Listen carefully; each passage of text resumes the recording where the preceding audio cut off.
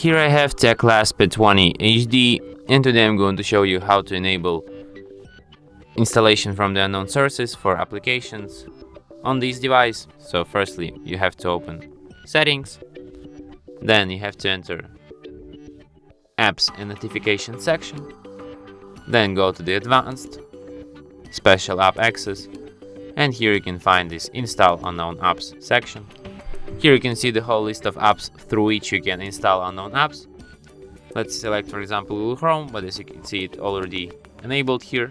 So by switching this switch here, you can disable this feature.